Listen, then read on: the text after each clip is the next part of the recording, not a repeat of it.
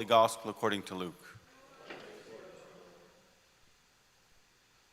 While some people were speaking about how the temple was adorned with costly stones and votive offerings, Jesus said, "All that you see here, the days will come when there will not be left a stone upon another stone that will not be thrown down." So they asked him, "Teacher, when will this happen? And what sign will there be when all these things are about to happen?" He answered, "See that you not be deceived. For many will come in my name, saying, 'I am he,' and the time is come. Do not follow them. When you hear of wars and insurrections, do not be terrified, for such things must happen first, but it will not immediately be the end." Then he said to them, "Nation will rise against nation, and kingdom against kingdom. There will be powerful earthquakes, famines, and plagues from place to place. And awesome sights and mighty signs will come from the sky. Before all this happens, however, they will seize and persecute you. They will hand you over to the synagogues and to prisons, and they will have you led before kings and governors because of my name. It will lead to your giving testimony. Remember, you are not to prepare your defense beforehand, for I myself shall give you a wisdom in speaking. That all your adversaries will be powerless to resist or refute. You will even be handed over by parents, brothers, relatives, and friends, and they will put some of you to death. You will be hated by all because of my name, but not a hair on your head will be destroyed. By your perseverance, you will secure your lives." The Gospel of the Lord.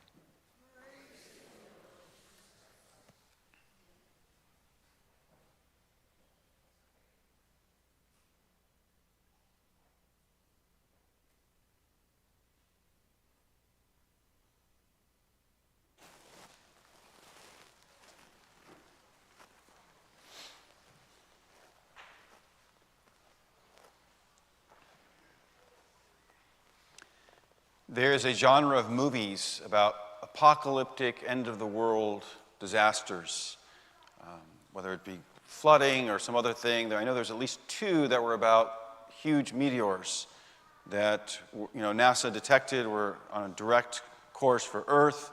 I think in one of the movies they came up with a plan. They went out in a spaceship and they drilled a hole in the meteor and they detonated an atomic bomb to save the Earth, But suppose that you knew for certain that the world would end in 6 months. And not everyone necessarily believed it, but you knew, so society didn't just completely freak out. What would you do? Well, one thing you'd probably do is probably quit your job, right? As long as you had some savings. In the mid-first century, many of the Christians in Thessalonica expected that Christ was going to return to earth in bodily form to destroy evil, to resurrect the faithful who had died, to judge the world, and to take his people to live with him forever. And they believed this was all going to happen within a few months, or at most a few years. So some of them quit working, and they started to freeload off the other members of the community. And so St. Paul describes this as disorderly, and says those unwilling to work should not eat. He reminds them of his own example. When he and his fellow evangelists came to them to spread the gospel and build the church, they spent many hours in ministry, but in addition, they kept side jobs so that they wouldn't impose or people wouldn't think they were doing it for money. So he said, even though we had a right to, we were working basically day and night. In the gospel, Jesus speaks of nation against nation and kingdom against kingdom. He speaks of powerful earthquakes, famines, plagues, and of awesome sights and mighty signs in the sky. Everything Jesus says in this passage we just heard, called the Olivet Discourse, actually transpired leading up to the year 70 AD, when the legions of Rome laid siege to the city of Jerusalem. It was an extremely brutal siege, resulted in, I think, over 1 million people killed, and eventually the destruction of the Jerusalem temple. And Josephus even records people seeing these amazing lights in the skies before it happened. And as I study myself in my own studies of the apocalyptic portions of the scriptures, I think much of what is written there is deeply symbolic, but also much of it to the extent it was relating to future events, has been fulfilled in events that are now passed to us. And yet, I do think that what has happened before is a kind of pattern and type for what will happen eventually, that there will be an end of history and the second coming of Christ in bodily form. Our first reading from the prophet Malachi is in the apocalyptic genre. It speaks of the day of the Lord, which will be like a blazing oven, punishing the proud and evildoers, and at the same time being a healing sunrise of justice for the humble and the faithful. Now, whether it be a faithful remnant of Jews in times past or faithful remnants of Christians throughout Christian history, whenever injustice and corruption dominate and conditions seem to be beyond human capability to make them significantly better, there is a plea and a hope for God to intervene in a dramatic way, for God to set things right. My own reading of the signs of the times is that there are so many serious pathologies of decline in our societies that there is no human hope for things to get significantly better. But I'm quite sure God notices all of this, and that He has a plan, and that He will intervene in a dramatic way. Not the end of the world, but a kind of dramatic divine intervention to improve things. I don't know how or when this will happen, so don't be trying to make stock market decisions based on this. Okay? So how are we as Christians to live? We who believe indeed in the second coming of Christ, there will be an end of the world, and not knowing when it will be. Well, we should work, as St. Paul tells us, and as he did, to build outposts of the kingdom of God. These outposts kind of bring the future perfection in some form into the present. This is what a Christian community is, from the parish to the family. And part of that is your regular work, your jobs. It's part of your vocation, raising your children.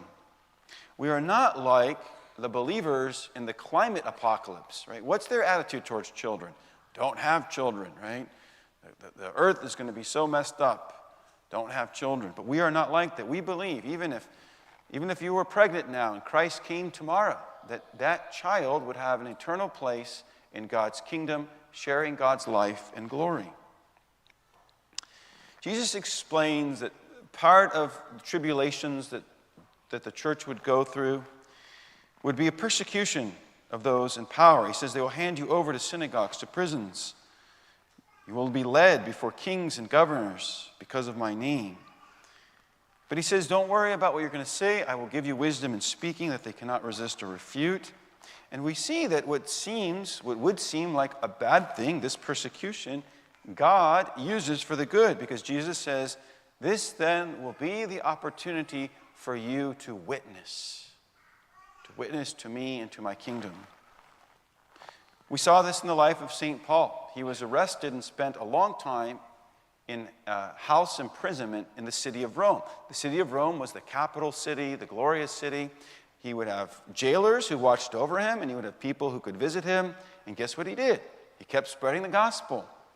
It was even among the elites in Rome, some who early on came to be believers. And these were the seeds for the eventual conversion of the Roman hierarchy. The word martyr means witness. And one of the ways the Christians witnessed most strongly to all those around them was the way they faced death. Right? They faced it with courage, with peace. Some of them sang as they were being eaten alive by animals. And people saw this and said, wow, this is amazing. Now, Jesus says something strange here. He says that not a hair on your head will be destroyed. But this can't be literal, or at least we have to understand it differently. We know, right, martyrs, some of them were burned. All their hair was burned as part of their execution, right? Well, he says not destroyed. So what he's saying is that God will reconstitute their bodies in the resurrection. We understand death as a temporary state, the separation of the soul from the body, but eventually there will be a reunification. Right? In 1987, the rock band REM released a song entitled "It's the End of the World as We Know It." And the lyrics are a stream of consciousness from the lead singer, Michael Stipes. He based the lyrics on some strange dreams he had, as well as things that were going on in the world as he was watching TV and paying attention to current events. Just to give you a sample of the words, like I said, it's kind of crazy stream of consciousness. That's great. It starts with an earthquake. Birds and snakes, an aeroplane, and Lenny Bruce is not afraid. Eye of a hurricane, listen to yourself churn. World serves its own needs, don't misserve your own needs. The song is trying to capture a sense of information overload, which is much worse now than it was in 1987, and a sense of things kind of unraveling. But the refrain, which keeps repeating, is, "It's the end of the world as we know it, and I feel fine." And that can be interpreted in two ways: a kind of satirical coping mechanism or a wise acceptance of things beyond control. But a Christian can say that refrain in a different sense. It's the end of the world as we know it, and I feel fine.